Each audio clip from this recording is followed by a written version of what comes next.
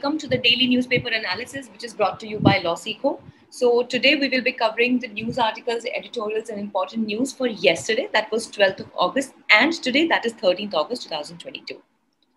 So there will be two articles that we'll be discussing. The first one has been taken from the Indian Express. The title of this article is Goa's Colonial Burden. This talks about the time period when Goa was a colony of Portugal and what impact does it have on the legal system of Goa till today. So we'll be discussing over here. The second article has been taken from the Hindu newspaper, which has been titled as The Never Ending Fight, which talks about the recent quashing of a case against an actor by the Madras High Court. So what was the matter? What all happened? We'll be discussing over here. Then we'll move forward with the news update and legal news for the day. So let's move forward with the first article for our discussion that talks about the Goa's colonial burden. So the Portuguese Civil Code of 1867 was extended to Goa, Daman and Diu by a royal decree dated November 18, 1869, declaring that the said code would be applicable to the natives subject to the local usages and customs, and the three local codes of customary law were accordingly amended in later years. So as we all know that Goa till a long time, if you remember back till 1971, was under the control of Portugal, like basically the Portuguese system, and therefore we had the Portuguese Civil Code of 1867 that was functional not just in Goa but also in Daman and Diu, and it was brought forward by a royal order, which we also call as a royal decree, and it was back in 18th November 1869, and it said that it would be applicable to the people, to the natives who lived in this particular region.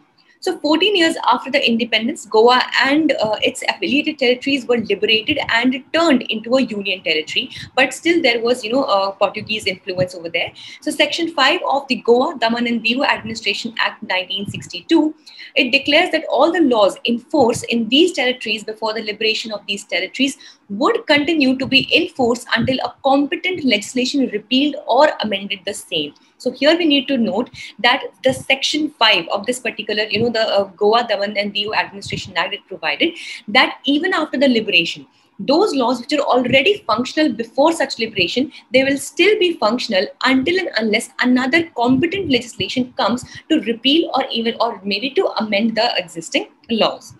So in 1987, a Reorganization Act made Goa a separate state. Section 67 of the said Act stated that any adaptation or amendment could be made within 2 years of the enforcement by the government. Now, 25 years after this event, the Goa State Legislature enacted the Succession, Special Notaries and Inventory Proceedings Act, amended some procedural provisions of the 155-year-old Civil Code, which was functional, and that was the Portuguese Civil Code. So even when Daman and Diu were integrated into Dadra and Nagar Haveli, that if you remember, this is also an important part, that now Daman and Diu and Dadra and Nagar Haveli are not two different union territories. Rather, very recently, about a year or two ago, they were merged into a single union territory. So at that time, the development did not change the existing family laws in that union territory.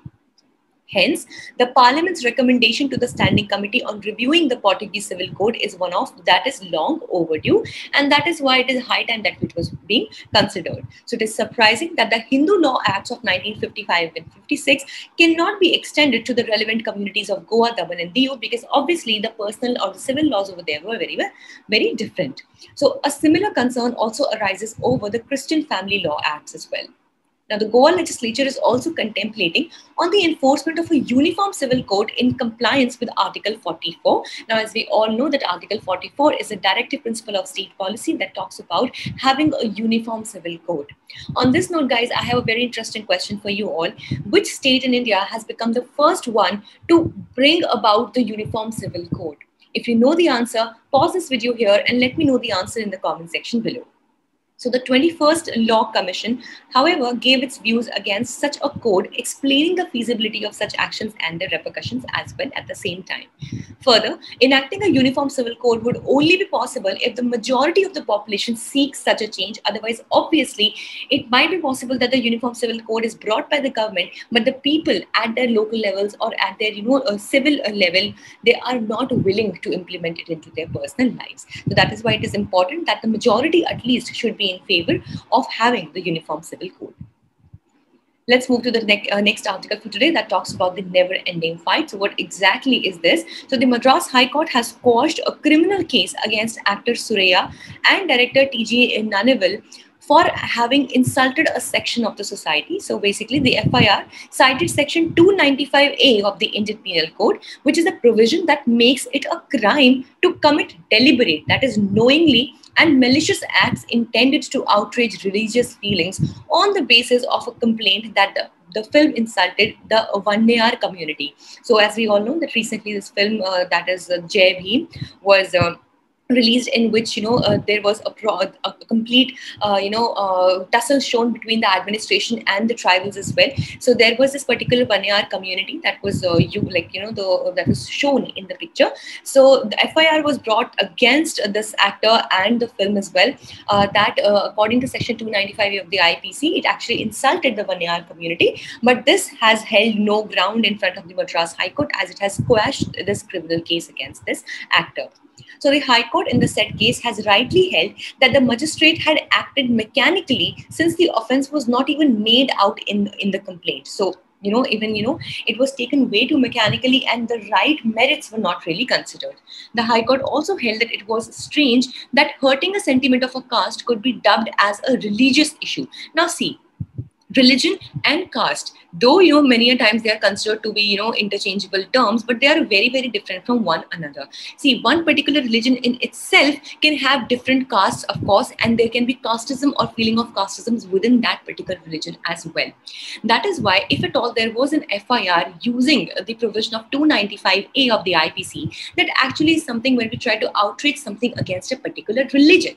Now, but in this, if at all, let's consider that if at all there was anything that happened, it was actually to one particular caste, one particular community, that was the Vanniyar community. And that is why the High Court pointed out here that it was strange that hurting a sentiment of caste was actually overshadowed, and it was taken to be as hurting the sentiment of a religious matter or of a religious community.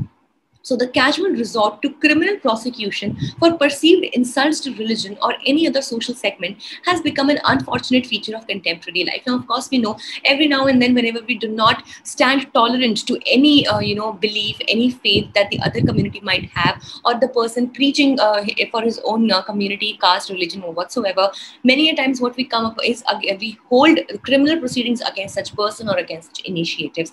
And that is why we should not really sensationalize such issues to this extent. So the Supreme Court had to intervene when MS Dhoni was featured as a DT in the cover of a magazine, and that is why it had to bring forward that we need to make our the religion separate, and we do not need to mix it with every other aspect of life. Section 295A now here of the Indian Penal Code has been interpreted by the Constitution, by a Constitution bench in 1957, to the effect that it only punishes the aggravated form of insult to religion. Now, this is here a very important, that here it does not just talk about any kind of insult to religion, but it should be aggravated in nature, which means that it should be high in degree, or it should have greater repercussions for that matter, in the situation when something is done with a deliberate and malicious intention to outrage the religious feelings of a class. And here perhaps Madras High Court did not find this element of aggravated form of insult to any religion. And of course, we know that religion here was not at all in question in the very first place. It was the caste. So that is why the case was maybe quashed by the Madras High Court.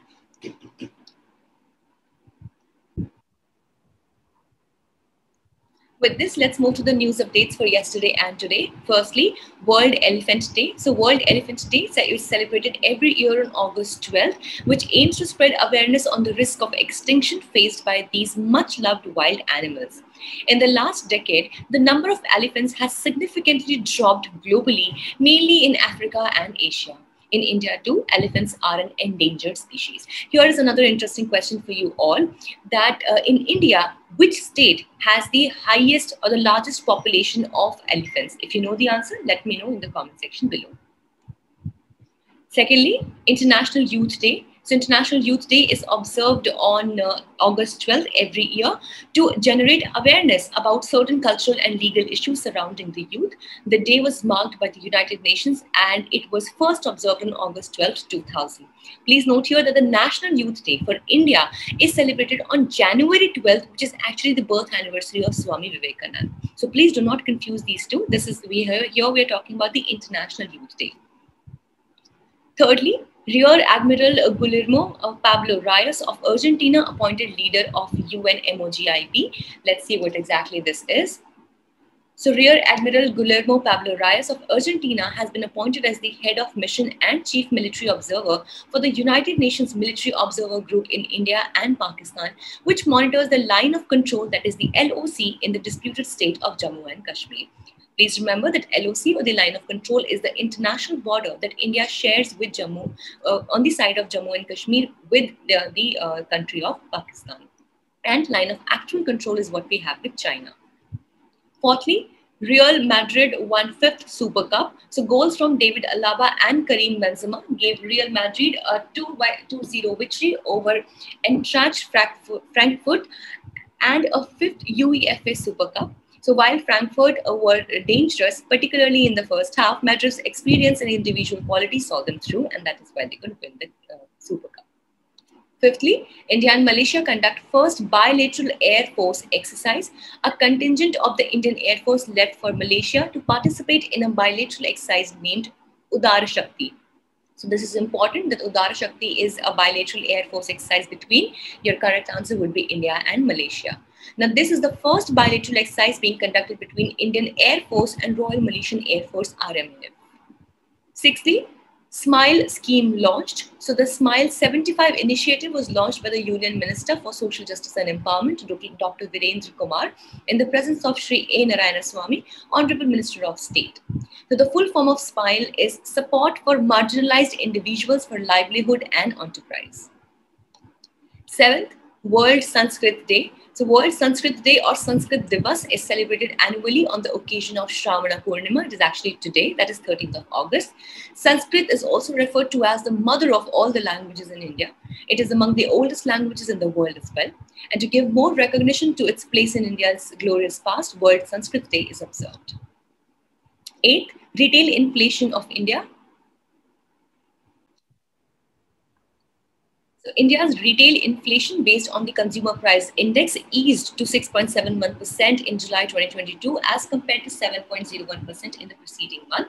Please note that in India, the Monetary Policy Committee, which is the part and parcel of the Reserve Bank of India, has the responsibility of maintaining the inflation rates with a 4 ± 2 level, which means it should go at a highest of 6% and at a minimum of 2%. But of course, we know we are completely exceeding it right now in today's situation. Let's see what do we have for legal updates today. Firstly, denial of equal pay for equal work offends Articles 14 and 21 of Constitution. Andhra Pradesh High Court says so. So the Andhra Pradesh High Court has overturned the state's decision to not increase the remuneration granted to computer assistants on contractual basis in various district courts of the state attached to the post of data processing officer. This was actually brought in this writ petition number 3129 of 2021. Please note that the case name here was not available, but we'll definitely keep on following this thing, and if it's available, we'll definitely update you with the same. Secondly, even if prima facie case is established, bail overrides pre-trial punishment according to the Jammu and Kashmir High Court. So the High Court recently held that even if prima facie case is established against an accused, the approach of court in granting bail should be that the accused should not be detained by way of punishment, as pre-trial punishment as the same clearly falls foul of the principles of criminal jurisprudence. And this was held in the case of Davinder Sharma versus CBI. Thirdly, hold in-camera trial in all sexual harassment cases apart from rape cases and disallow questions on sexual history.